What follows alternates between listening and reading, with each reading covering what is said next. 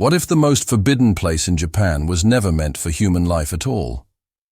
Rising from the sea like a slab of broken concrete, Hashima Island does not welcome visitors, it confronts them. From a distance, it looks less like land and more like a mistake that refused to sink. No trees, no beaches, only grey walls, jagged blocks, and silence, surrounded by restless water. And yet, for decades, thousands of people were forced to call this place home. Hashima was not born naturally. It was engineered, expanded, reinforced, and reshaped purely for extraction. Coal was the reason it existed, nothing else. Every meter of concrete, every apartment block, every narrow corridor was designed to serve an industry that demanded maximum output in minimum space. Nature was not invited. Humanity was tolerated, conditionally. At its peak, Hashima became one of the most densely populated places ever recorded on Earth. More crowded than Tokyo, more compressed than Manhattan. Families lived, stacked vertically inside massive concrete blocks, pressed against each other, surrounded by walls that trapped heat, sound, and despair. Children grew up without ever touching soil. The ocean was visible, always close, yet unreachable. There was no escape, only routines. The island was sealed off by purpose, geography, and policy. Typhoons battered its walls. Salt water corroded steel and bone alike. The sea was not a barrier of beauty, it was a moat. Leaving Hashima was not simple. Boats came, and went only on schedules dictated by industry, weather, and authority. When storms arrived, the island became a cage floating in darkness. And still, people stayed. Or rather, they remained. Because Hashima was not a choice, it was an assignment.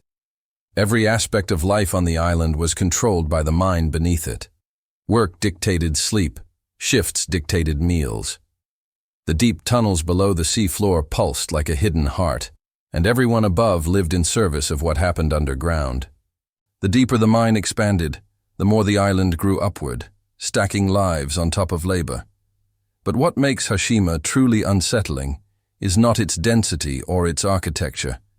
It's the speed at which it vanished. In 1974, the island was evacuated with astonishing suddenness. No gradual decline, no slow decay. One moment, thousands of lives occupied these buildings. Weeks later, nothing. Furniture remained. Plates sat where meals had ended. Shoes were left in hallways.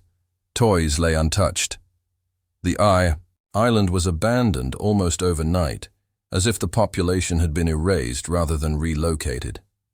Why did everyone leave so fast? Why was there no transition? And why, for years afterward, was access to Hashima almost entirely forbidden? Official explanations speak of coal becoming obsolete, of economic shifts, of modernization. But those explanations do not account for the secrecy, the restrictions, the discomfort that still surrounds the island today. They do not explain why certain histories were minimized, why testimonies conflicted, or why Hashima became a source of diplomatic tension decades after it was abandoned. Because Hashima was not just an industrial site, it was an experiment in containment. Concrete walls replaced horizons. Efficiency replaced dignity. The island functioned perfectly until it didn't, and when it stopped being useful, it was discarded without ceremony, like a tool that had outlived its purpose. Now, the buildings rot in place. Windows stare outward like empty sockets. Wind moves through corridors that once echoed with footsteps and voices. The island has become a monument to something deeply uncomfortable. What happens when progress no longer needs people? And this is only the surface. Because to understand Hashima, you cannot stay above ground. You have to go beneath it, under the concrete, under the sea, into the tunnels where the real story begins. A story that many would prefer to remain buried. If this story is already changing the way you see this island, don't watch it in silence. Understanding places like Hashima only matters if we question them together. Take a moment to leave a comment sharing what struck you the most so far. Was it the isolation, the sudden abandonment, or the idea that an entire population could disappear almost overnight? Your perspective helps keep this investigation alive. If this kind of deep, unsettling history matters to you, leave a like so this story reaches more people who are curious enough to look beyond the surface. And if you don't want to miss the rest of what lies beneath Hashima, the tunnels, the accusations, and the secrets still denied, subscribe to the channel now. At first, Hashima was sold as a miracle, a symbol of modern Japan rising from the sea, proof that technology and discipline could conquer nature itself. What looked like a prison from the outside was advertised as opportunity from within. Jobs were stable. Wages were better than on the mainland. Housing was provided. For many families coming from rural poverty, Hashima seemed like a promise carved in concrete. But promises on Hashima always came with conditions. The island's layout tells the real story. There were no streets in the traditional sense, no open spaces meant for wandering. Movement followed strict paths between apartment blocks, stairwells, and industrial zones. Life unfolded vertically, not horizontally. Families lived stacked in dense concrete towers, each apartment identical, each corridor narrow, dim, and loud. Privacy was not designed into Hashima. It was sacrificed for efficiency. On paper, the island had everything: schools, a hospital, shops, a cinema, even pachinko machines.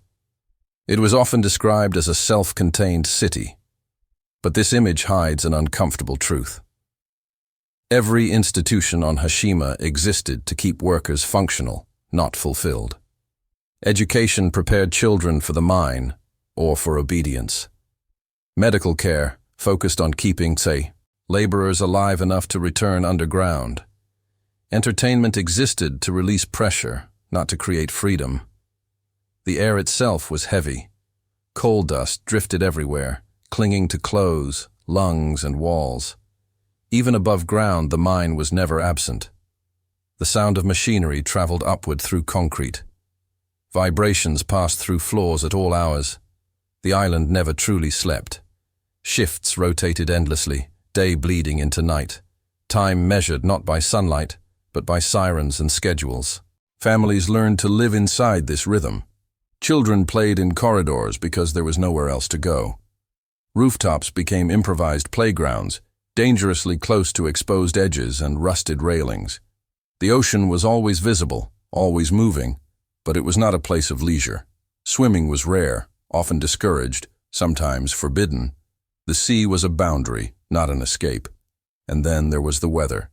Typhoons regularly struck Hashima with full force. Waves slammed into seawalls, like explosions. Wind howled through broken vents and stairwells. When boats could not dock, the island became completely isolated. Supplies ran low. People waited.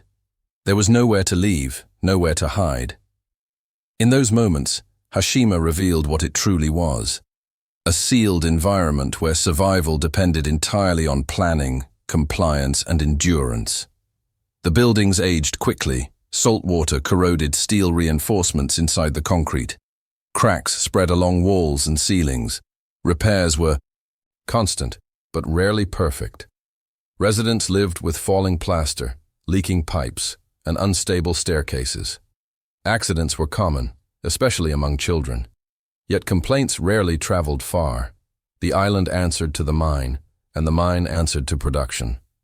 Still, many former residents remember moments of warmth, shared meals, neighbors helping one another, festivals organized within the confines of concrete. These memories are real, but they exist alongside something darker. Community was not optional. It was enforced by proximity. On Hashima, you were never alone, whether you wanted company or not. And slowly the narrative began to shift. As Japan modernized and energy sources changed, coal lost its dominance. Oil became cheaper, Mines across the country began closing. On the mainland, closures were gradual, negotiated, sometimes resisted. On Hashima, the dependency was absolute. When the mine weakened, the entire island weakened with it. There was no alternative economy, no second purpose. The same structure that had made Hashima efficient now made it fragile. Residents sensed it before it was announced. Maintenance declined. Equipment failures increased. Rumors spread in stairwells and corridors. Schedules changed without explanation. Anxiety settled in, quiet but constant. People began to realize that the paradise they had been promised was only stable as long as coal flowed upward from beneath the sea. And once that flow stopped, everything above it would collapse. Hashima was never meant to evolve. It was designed to function, and then to be discarded. What followed was not a slow decay, but a decisive cut. A moment when an entire way of life was deemed unnecessary. And when that decision was made, the island that had demanded total commitment offered nothing in return. Because the deeper truth of Hashima is this: it did not fail. It completed its purpose. And when that purpose ended, so did the tolerance for the lives built on top of it. Before we move forward into the tunnels, the labor, and the accusations that still divide memory and history, I want to hear from you. Living on Hashima was not about space. It was about compression, not only of bodies, but of lives, choices, and silence. At its peak, more than 5,000 people occupied an island barely larger than a few football fields. Every apartment block rose like a concrete hive, each unit small, identical, and relentlessly close to the next. Walls were thin. Floors transmitted sound. Privacy was almost non-existent. You knew when your neighbor woke up, argued, cried, or returned from a night shift underground. Life unfolded publicly, whether you wanted it to or not. Families adapted because they had to. Multi-generation households shared rooms designed for far fewer people. Children slept where space allowed, sometimes separated from parents by thin partitions or curtains. Personal belongings were minimal, not by choice, but by necessity. There was simply nowhere to put them. On Hashima, excess was impossible. The corridors became social arteries. Long, dim, concrete hallways echoed with footsteps and voices at all hours. They were where gossip spread, where warnings were whispered, where tensions surfaced. Everyone knew who worked which shift, whose father had been injured in the mine, whose child had fallen sick. Information moved faster than official announcements, often contradicting them. And there was always something unspoken. Residents understood instinctively that certain topics were better left untouched. Complaints about safety, rumors about accidents underground, questions about those who suddenly stopped showing up. Hashima was not governed only by schedules and sirens, but by an invisible rule: do not disrupt the flow.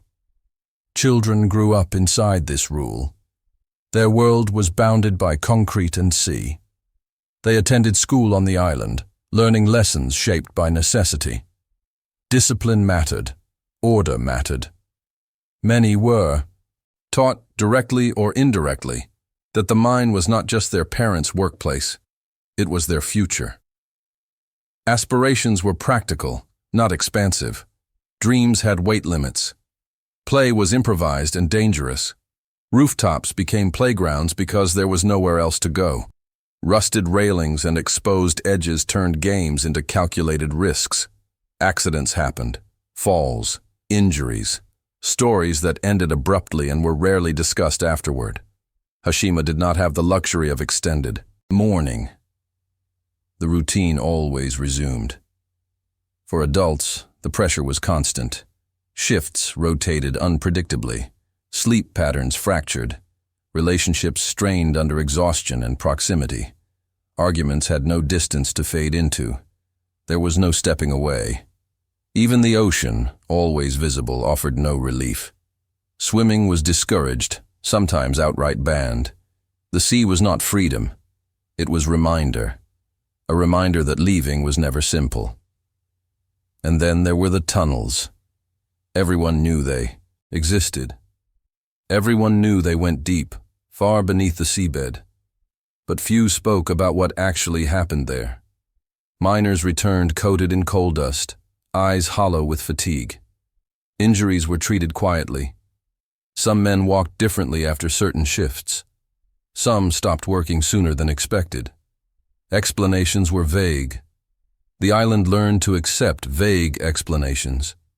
This silence created a second layer of life on Hashima, one that did not appear in photographs or official records. A life shaped by fear of being replaceable. Because on Hashima, usefulness was survival. The mind dictated value. Those who could no longer contribute felt it immediately, in subtle changes of tone, in reassigned duties, in looks that lingered too long. Yet community did exist. Shared hardship often produces it. Neighbors helped neighbors. Meals were shared. Children were watched collectively. Festivals were organized within the narrow confines of concrete courtyards. Laughter did happen. These memories are not false, but they coexist with something heavier. The understanding that leaving the island usually meant losing everything tied to it. Jobs, housing, identity, all were bound together, and that bond was not easily broken. When whispers of decline began circulating, fear spread faster than any official notice. People sensed instability before it was acknowledged. Maintenance slowed. Supplies arrived less frequently. Certain repairs were postponed without explanation. Conversations changed. What once sounded like routine complaints now carried urgency. Because if Hashima failed, it would not fail gently. There was no fallback plan for most residents. No savings large enough. No parallel life waiting on the mainland. Entire families were anchored to the island's function. When that function came into question, so did their future. And still, no one spoke openly. Because on Hashima, silence was also a form of survival. What makes this period so unsettling is not what is documented, but what is missing. Diaries that end suddenly. Testimonies that contradict one another. Former residents who remember the same years in radically different ways. Some recall community and pride. Others remember suffocation and fear. Both can be true, because when lives are stacked this tightly, reality fractures, and when history later tries to flatten those lives into statistics or success stories, the fractures remain, hidden but present. What was buried on Hashima was not only coal, it was testimony. And to understand why so many stories stop short, why certain memories remain contested even today, we have to go deeper, past the apartments, past the corridors, past the rooftops. We have to follow the tunnels under the sea, and the price paid inside them. Everything above ground on Hashima existed because of what happened below it. Far below the concrete towers, beneath layers of rock and the shifting weight of the ocean itself, the mine stretched, outward like a hidden labyrinth. This was the true heart of the island, not the apartments, not the schools, not the shops, but the tunnels carved under the seabed, where light did not exist, and mistakes were unforgiving. The mine descended hundreds of meters below sea level.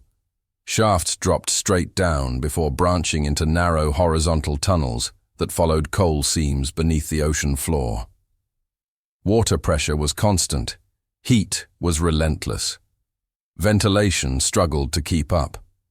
In some sections, temperatures exceeded what the human body could comfortably endure for long periods. Sweat was unavoidable. Dehydration was common. Fatigue was permanent. Miners worked in rotating shifts that ignored the natural rhythm of day and night. Time underground felt suspended.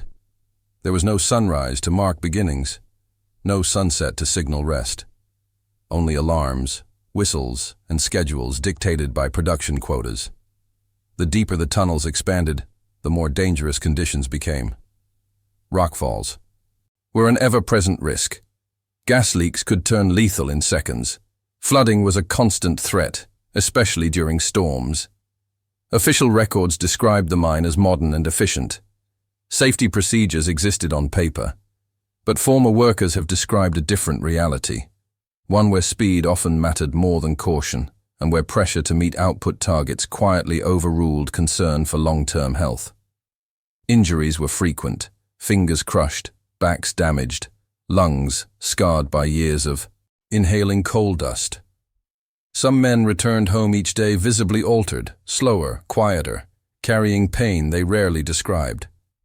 And some did not return at all. Deaths underground were not unheard of, but they were rarely discussed publicly. Accidents were framed as isolated incidents.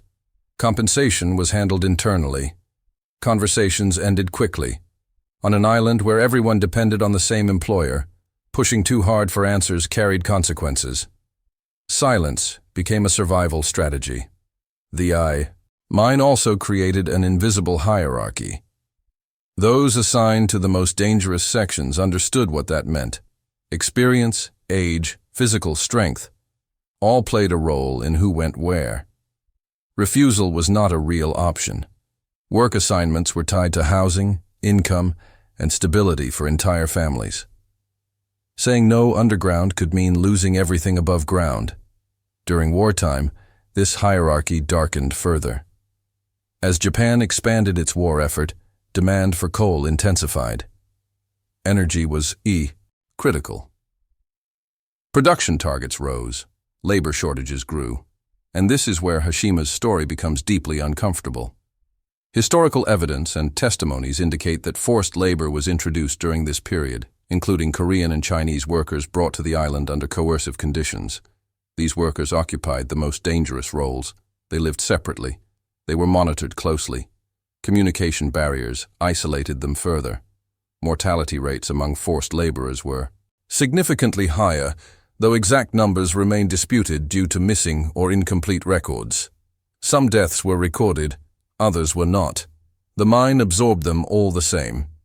This chapter of Hashima's history remains one of the most contested. Official narratives for decades minimized or denied the extent of forced labor. Survivors and historians have presented conflicting accounts. Diplomatic disputes continue to this day, fueled by gaps in documentation and the reluctance to confront uncomfortable truths.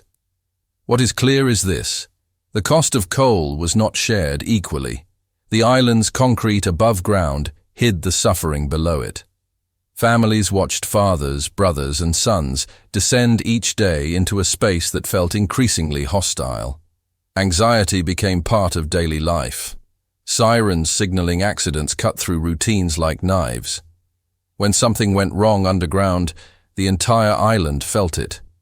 And yet, production continued. Because Hashima was built on a single principle: output justified sacrifice. The mine did not care about memory. It did not care about legacy. It cared about extraction.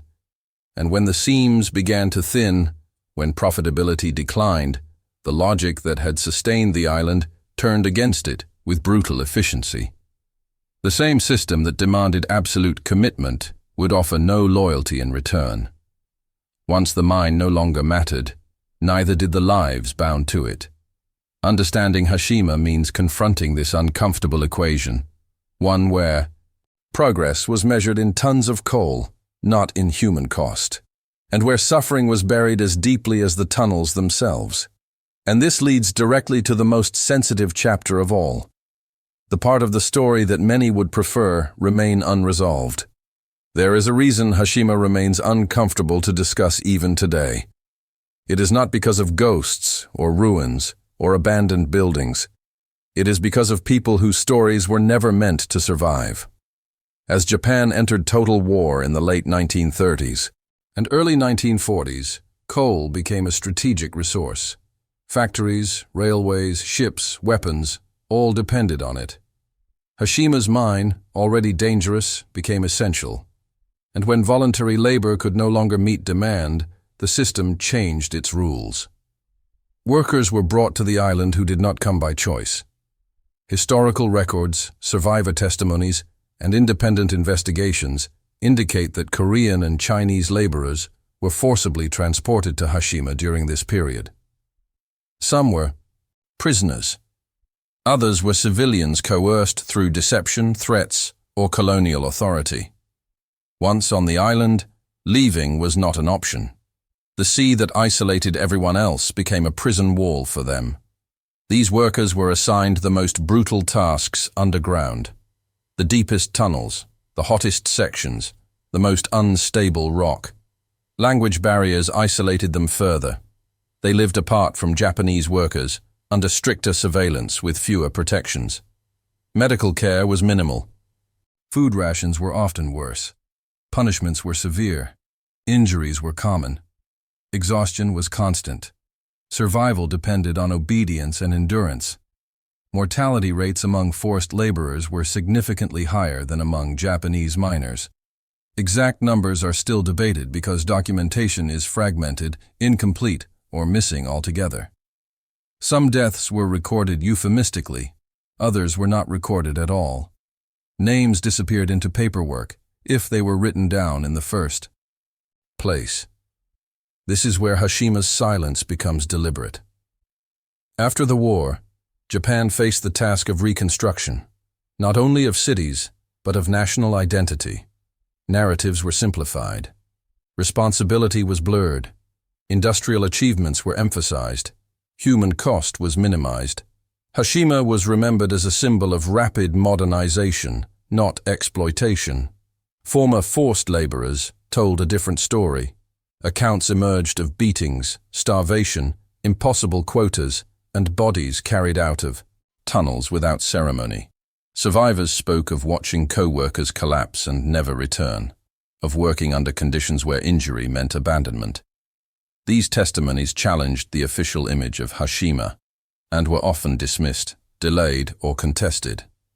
Decades later, when Hashima was proposed as a UNESCO World Heritage Site, these wounds reopened. International pressure forced acknowledgement that forced labor had occurred, but the language was careful, restrained, almost evasive. Workers were brought against their will. No numbers, no detailed accounts, no memorial on the island itself. For many survivors and their families, this felt like erasure repeated. What makes this chapter especially disturbing is not only the suffering, it is how easily it was buried. Hashima's physical abandonment helped. The island was closed off, access restricted, buildings decayed, the mine flooded, evidence disappeared with rust and collapse. Without active preservation of memory, silence filled the gaps, and silence favors power.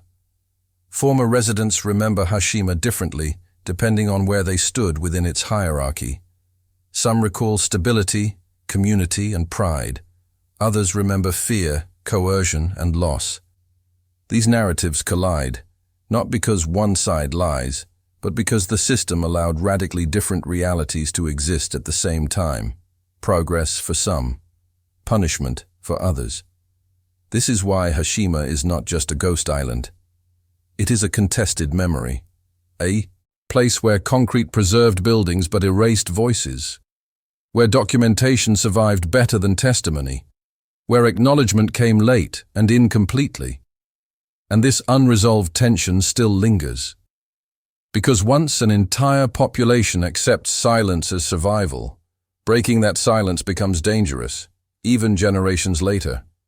The island may be abandoned, but the argument over what truly happened there is not. The end of Hashima did not arrive slowly. It did not fade over decades. It happened with startling speed. In early 1974, residents were informed that the mine would close. Coal was no longer profitable.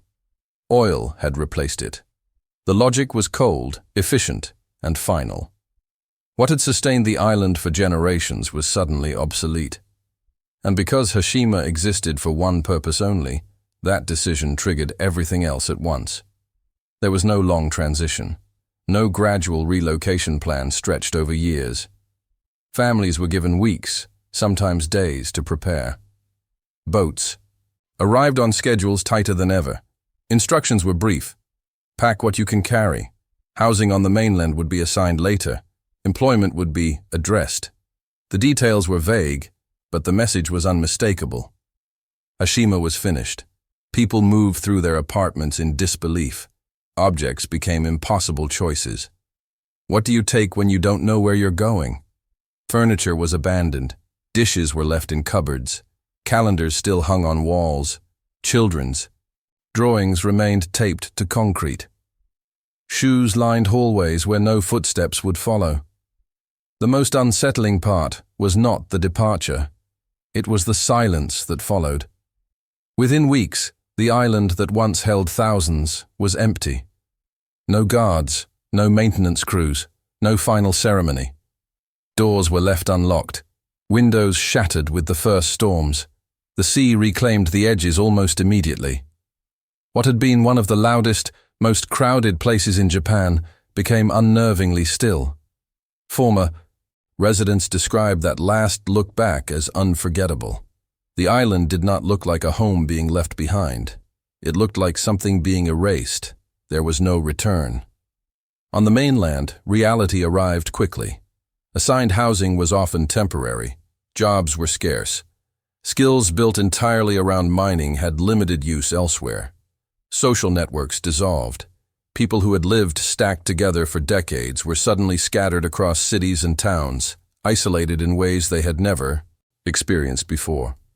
Some adapted, others did not. For many, Hashima had been harsh, but it had been coherent. Life followed rules. Purpose was defined.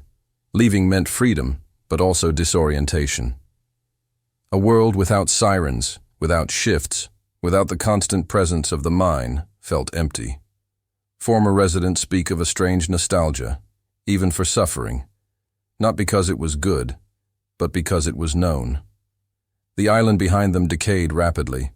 Without constant repair, concrete cracked and collapsed. Steel rusted. Typhoons tore through buildings with nothing to resist them. Salt water seeped into foundations. The mine flooded, sealing tunnels forever. Nature did what decades of industry had prevented. It dismantled Hashima piece by piece. And yet, the abandonment raised questions no one could answer.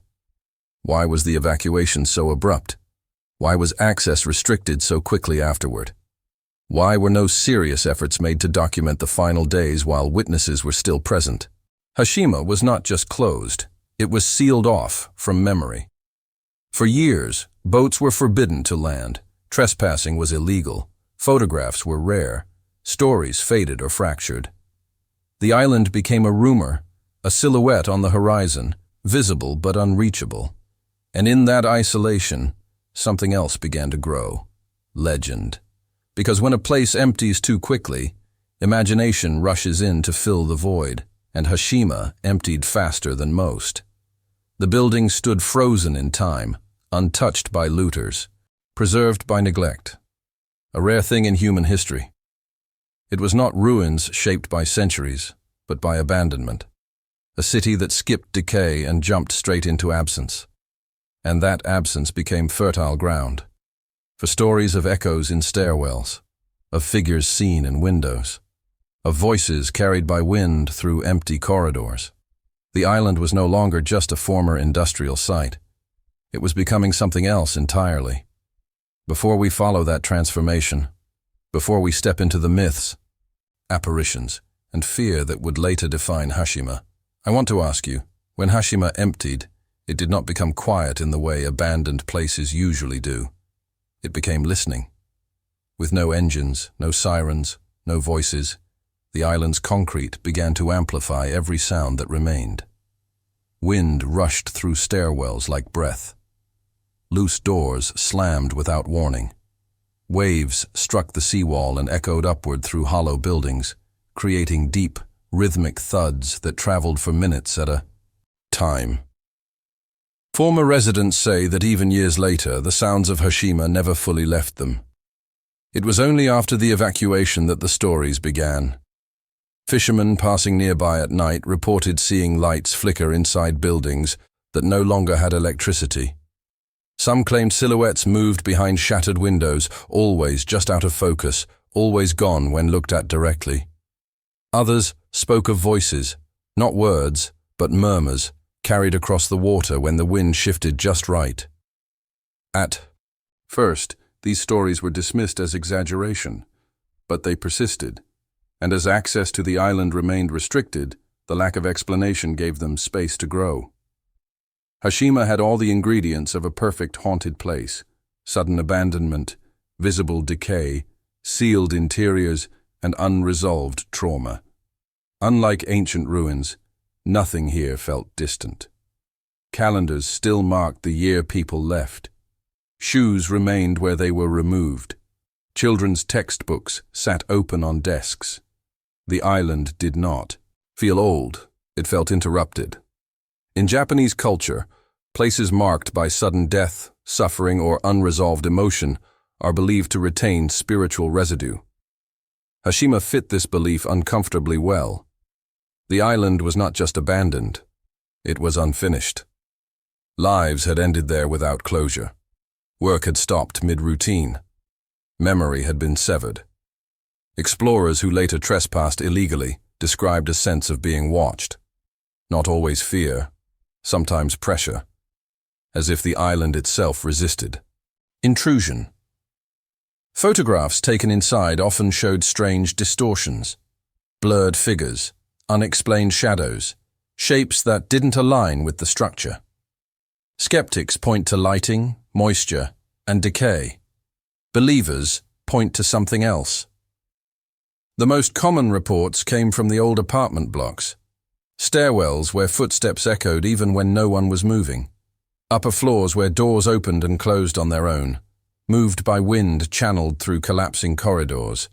And windows, always windows, where people claimed to see faces watching the sea, frozen in place. Some former residents refused to return, even when limited tourism was later allowed. They said the island no longer felt empty. It felt crowded with memory.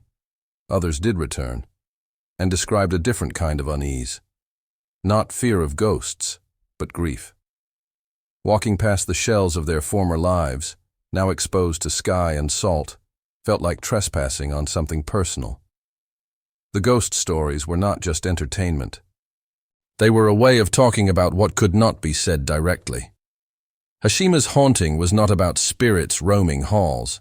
It was about unresolved history pressing against the present, about suffering that had never been fully acknowledged, about silence that had been institutionalized and then abandoned along with the buildings.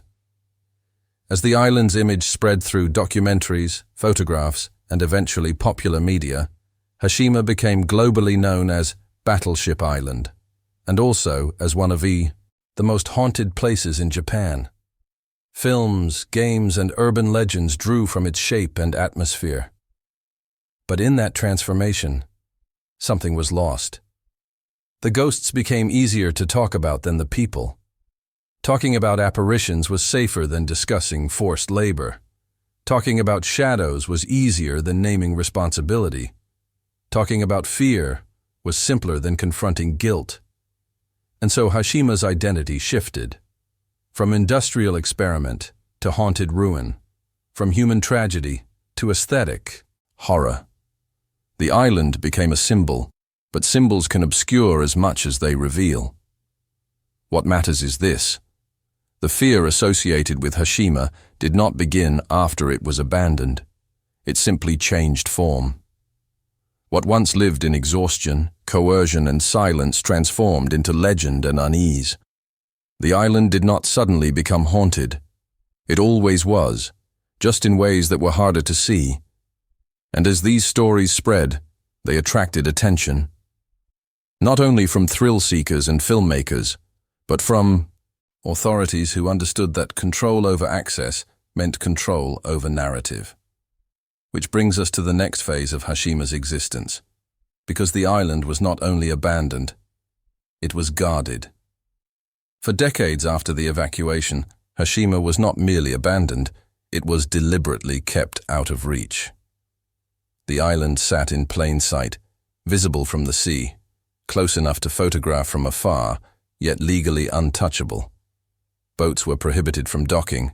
Trespassing carried penalties. There were no official tours, no preservation efforts, no explanatory signage.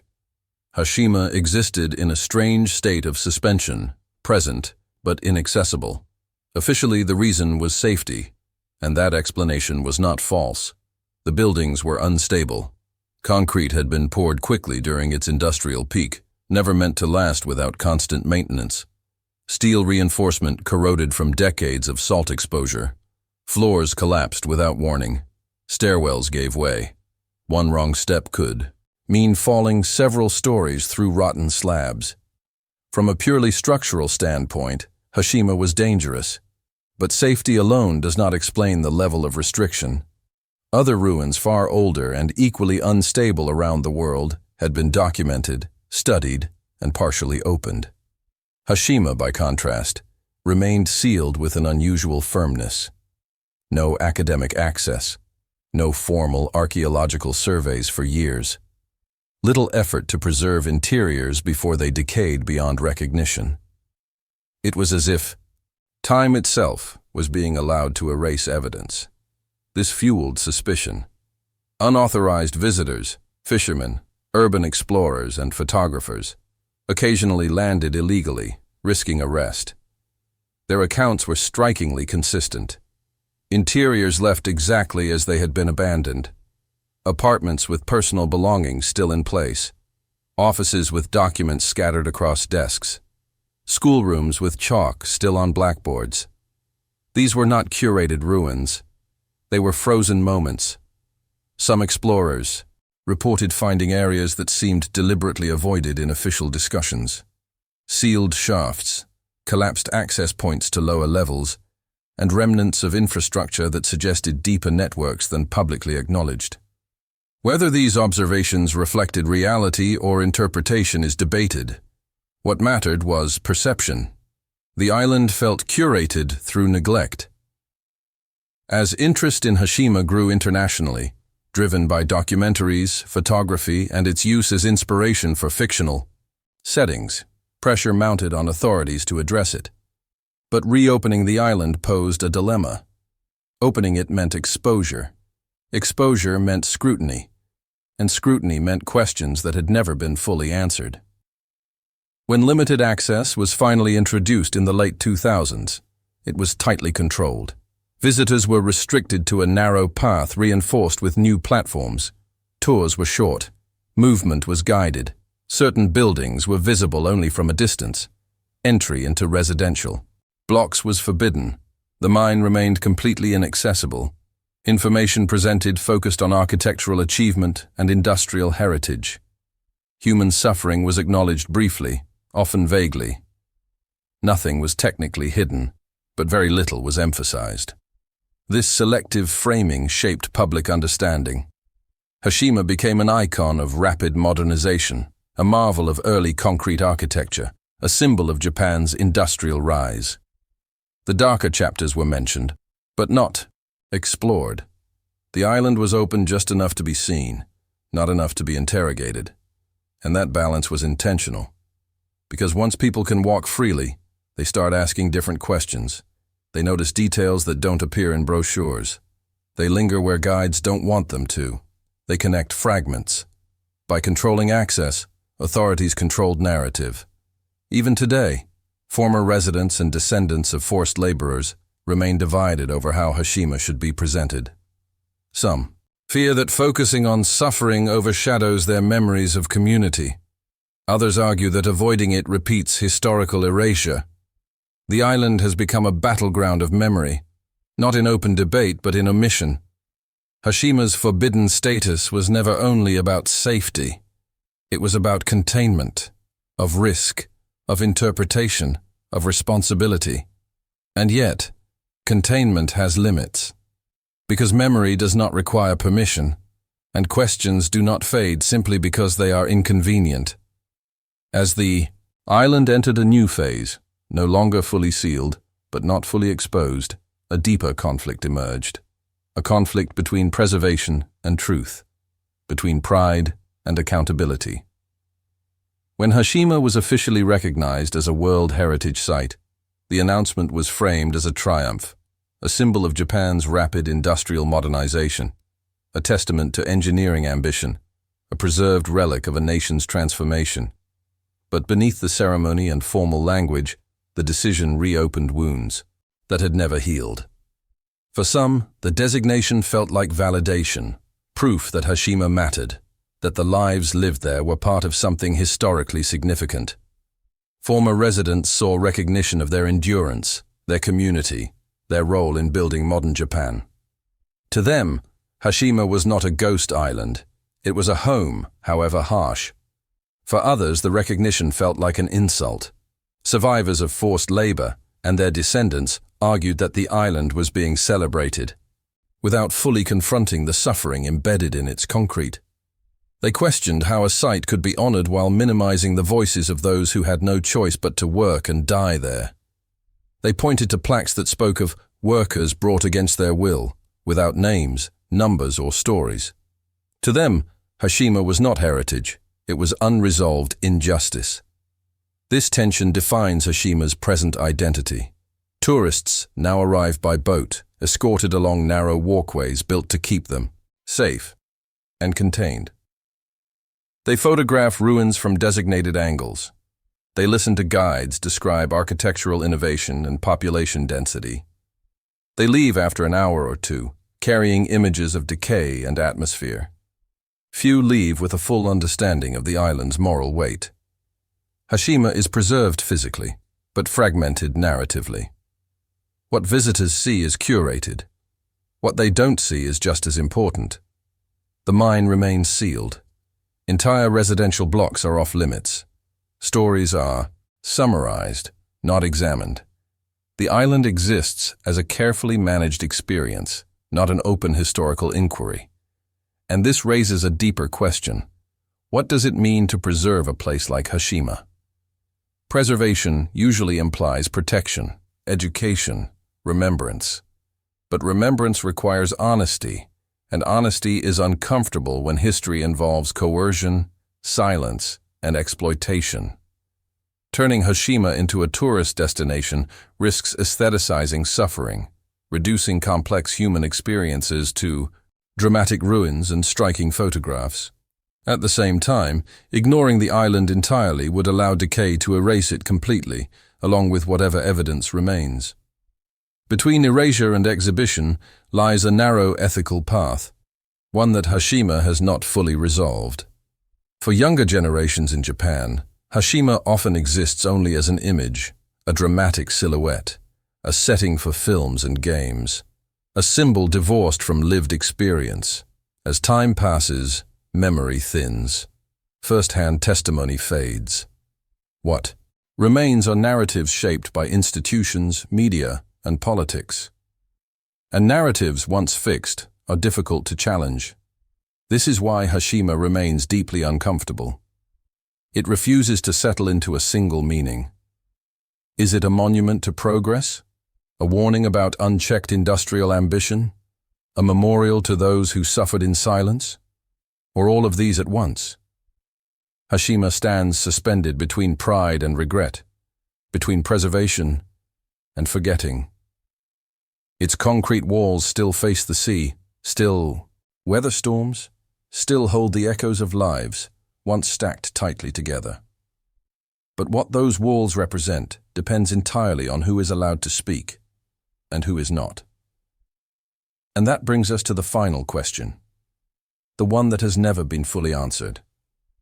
Because even now, there are things about Hashima that remain unsaid. Hashima looks like it's finished telling its story.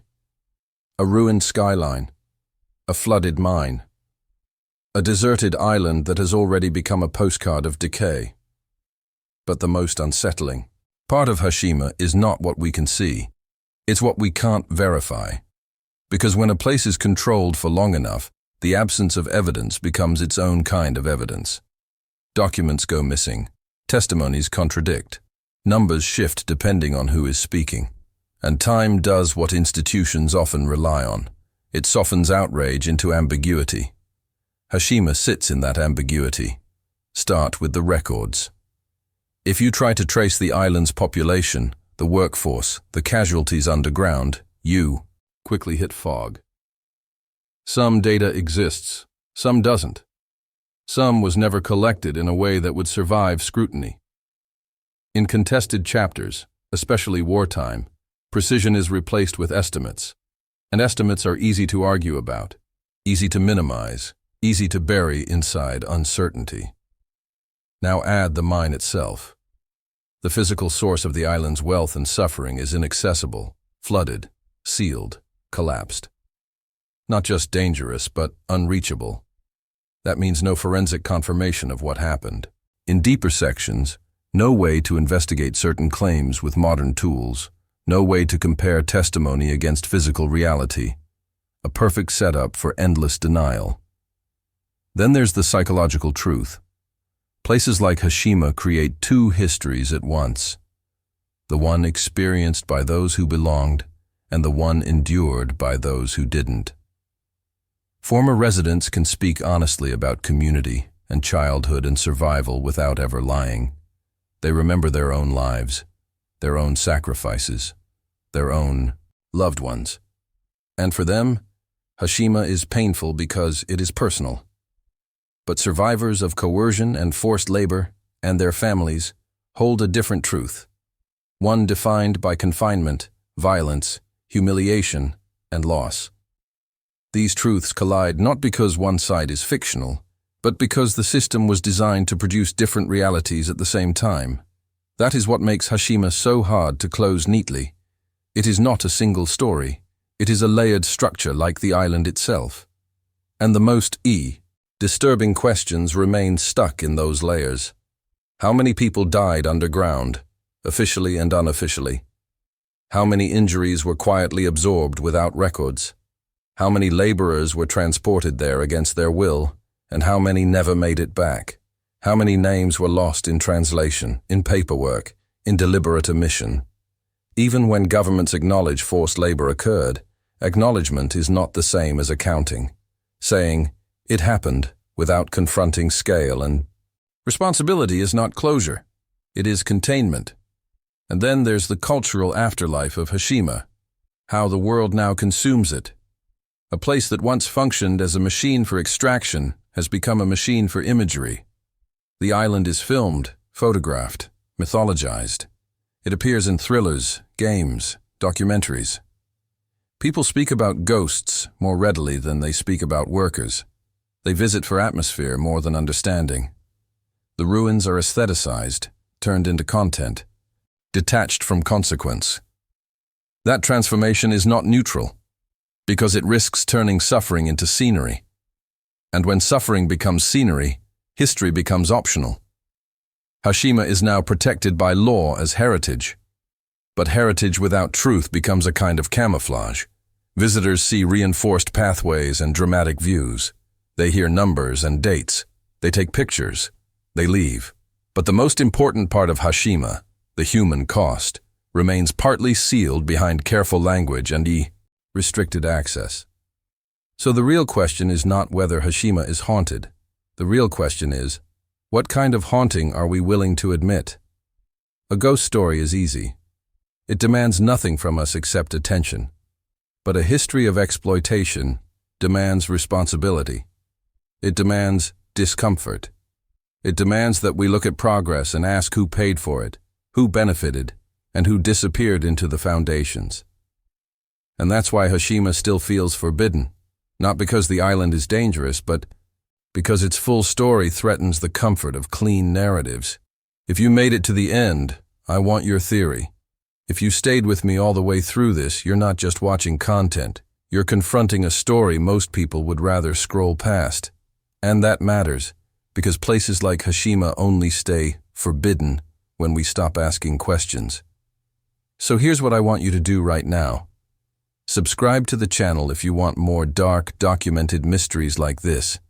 Not the watered-down versions, but the ones that actually make you think. Hit like if this video gave you a new perspective on what Hashima really represents, because that tells the algorithm this kind of history is worth amplifying. And most importantly, Leave a comment with your theory so we can pin down what you believe happened behind the official narrative.